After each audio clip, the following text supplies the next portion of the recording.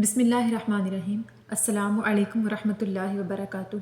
امید کرتی ہوں کہ تمام دیکھنے والے خیر و عافیت سے ہوں گے، اللہ تعالیٰ کی رحمتوں کے سائے میں ہوں گے۔ تو میرا عنوان احادیث نبوی صلی اللہ علیہ وآلہ وسلم، موضوع چل رہا تھا مخلوقات کی ابتدا کا بیان، جس کا حوالہ بخاری شریف کی کتاب۔ تو آج کی حدیث ہے کہ صحابیہ سیدہ ام المؤمنین حضرت صفیہ بنت حیی رضی اللہ تعالیٰ عنہما بیان فرماتی ہیں کہ ایک مرتبہ رسول اللہ صلی اللہ علیہ وآلہ وسلم اعتکاف میں تھی، تو میں رات کے وقت ان سے ملاقات کے لیے مسجد میں گئی۔ وہاں جا کر میں ان سے بات کر رہی تھی، اتنے میں واپس جانے کے لیے اٹھ کھڑی ہوئی کہ آقا علیہ الصلوۃ والسلام بھی میرے ساتھ ہی مجھے چھوڑ کر آنے کے لیے کھڑے ہو گئے۔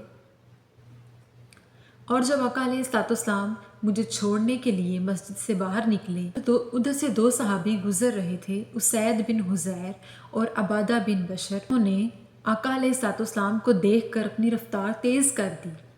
تو جب وہ آقا علیہ الصلوۃ والسلام کے پاس پہنچے تو آقا علیہ الصلوۃ والسلام نے ان سے فرمایا کہ رک جاؤ، یہ صفیہ بنت حیی ہیں اور میں ان کو گھر چھوڑنے جا رہا ہوں۔ اس پر ان دونوں صحابیوں نے فرمایا کہ سبحان اللہ یا رسول اللہ صلی اللہ علیہ وآلہ وسلم، کیا بھلا ہم آپ پر بھی شک و شبہ کر سکتے ہیں؟ تو اس پر آقا علیہ الصلوۃ والسلام نے فرمایا کہ بے شک شیطان انسان کی رگوں میں، خون میں دوڑتا رہتا ہے اور وہ کسی بھی وقت انسان کے دل میں برا وسوسہ یا خیال ڈال سکتا ہے۔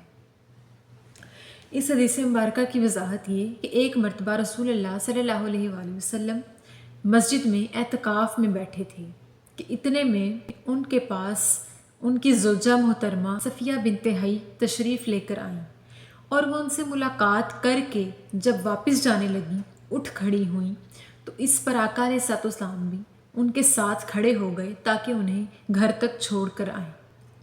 اور اس حدیث کی تفصیل میں آیا ہے کہ صفیہ بنت حیی جو کہ آقا علیہ الصلوۃ والسلام کی زوجہ محترمہ تھیں، وہ اسامہ بن زید ہی کے گھر کے قریب رہا کرتی تھیں۔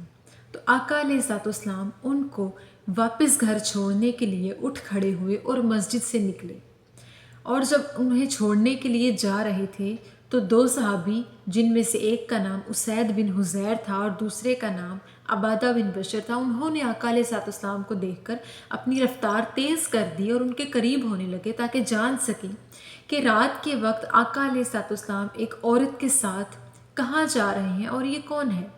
تو اتنے میں آقا علیہ الصلوۃ والسلام سمجھ گئے کہ انہوں نے اپنی رفتار کیوں تیز کی تاکہ یہ جان سکیں کہ میرے ساتھ کون ہے۔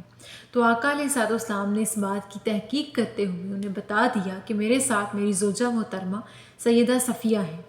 تو اس پر ان دونوں صحابہ کرام نے کہا کہ یا رسول اللہ، ہم تو ویسے ہی آپ کے قریب ہو رہے تھے تاکہ آپ سے بات کر سکیں، ہمیں آپ پر کسی قسم کا کوئی شک و شبہ نہیں۔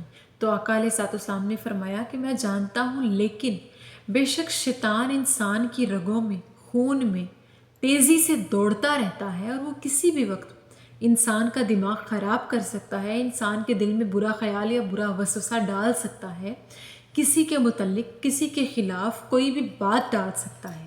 تو اس حدیث سے یہ ثابت ہوا کہ اگر شیطان ان کے دماغ پر حملہ کر دیتا، اگر آقا علیہ الصلوۃ والسلام انہیں اپنی بات کی تفصیل نہ بتاتے، ان کے قریب ہو کر ان سے بات نہ کرتے، تو ممکن تھا کہ شیطان ان کے دماغ میں یہ بات ڈالتا کہ آقا علیہ الصلوۃ والسلام کس عورت کے ساتھ جا رہے ہیں، وہ بھی رات کے وقت، کیونکہ ام المؤمنین سیدہ صفیہ پردے میں تھی، صحابیوں کو کیا خبر کہ وہ کون تھی۔ اسی لیے آقا علیہ الصلوۃ والسلام نے انہیں بتایا اور بات کی تحقیق کی کہ میرے ساتھ میری زوجہ ہے۔ شیطان کسی بھی وقت کسی کے بھی خلاف کوئی بھی بات کسی کے بھی دماغ میں ڈال سکتا ہے۔ اسی طرح ہمیں اس حدیث سے سبق ملتا ہے کہ اگر کوئی شخص ایسا محسوس کرے کہ کوئی میرے خلاف مجھے برا سمجھتا ہے یا کوئی مجھے دیکھ کر برا جان رہا ہے، تو اسے چاہیے کہ وہ اس سے بات کر لے، تحقیق کر لے، اس کا گمان ٹھیک کر دے، جو وہ بدگمانی کر رہا ہے وہ بھی شیطان ہی کی طرف سے ہے، تو اس بات کو ختم کر دے اور غلط فہمی کو ختم کر دے۔ بے شک غلط فہمی، بدگمانی اور برا خیال اور یا کسی کے خلاف سازش شیطان ہی کی طرف سے ہوتی ہے۔ شیطان ہر قسم کے وسوسے، خیال اور سازشیں کر سکتا ہے۔